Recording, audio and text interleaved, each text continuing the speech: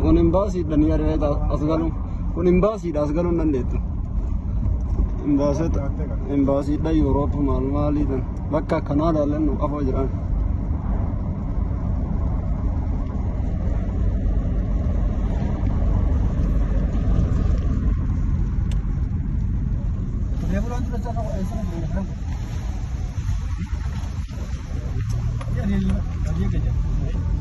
Dia